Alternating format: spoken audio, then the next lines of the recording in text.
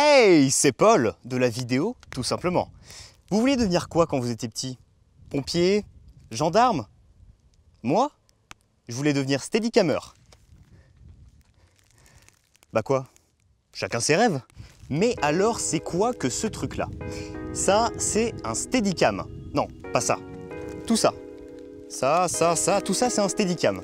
Plus précisément, c'est un steadicam à harnais. Il existe des steadicams de poing. D'ailleurs, celui-là peut très bien en être un. Si on l'enlève du harnais, c'est un steadicam de poing. Par contre, à moins d'être Thibaut InShape, je vois pas comment on peut faire pour tenir plus d'une minute.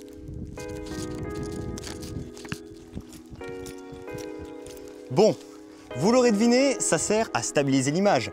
Il n'y a qu'à voir comment la caméra est stable quand on bouge. Ouais, bon. Elle reste quand même super stable. Après, c'est vrai que ça reste quand même un entraînement de maîtriser le steadicam, mais c'est la principale fonction d'un steadicam, c'est que ça stabilise un plan en mettant une caméra dessus.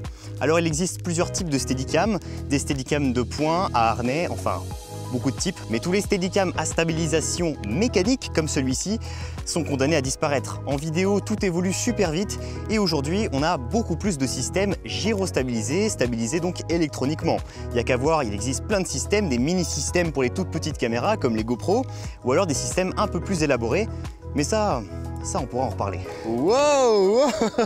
Pardon. Oui, alors vous allez peut-être me demander pourquoi on utilise aujourd'hui des steadicams encore mécaniques alors qu'il en existe plein d'électroniques. Eh bien, c'est parce que c'est pas pour le même type d'usage exactement.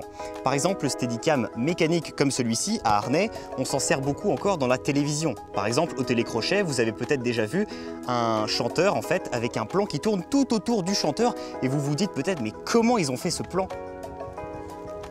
Steadicam.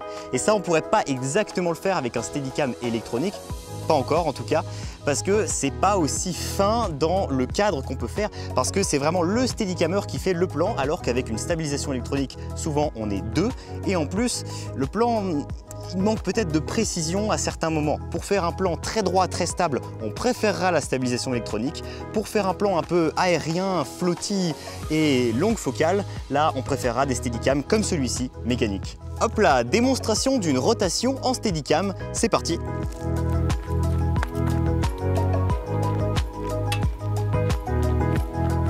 Alors le steadicam est aussi utilisé dans des films, dans pas mal de films, pour des scènes un peu complexes.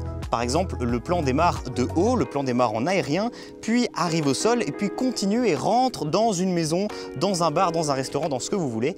Et bien ça, c'est un plan qui est fait au steadicam puisqu'il n'y a aucun cut, ni au tournage, ni au montage, il n'y a pas de faux cut. C'est ce qu'on appelle un plan séquence. Et en fait, le steadicam est très utilisé pour faire des plans séquences au cinéma. Alors en steadicam, il y a une règle, alors elle est parfaitement arbitraire, mais on dit qu'il faut 3 ans pour maîtriser toutes les subtilités de la composition en steadicam. Par exemple, le premier jour, en général, on n'arrive pas à faire ça. Wow, et c'est presque la fin de cette vidéo, mais avant, j'ai quelques images pour vous que j'avais filmées au séminaire en fait qu'avait organisé Ford juste avant le salon de l'auto à Genève.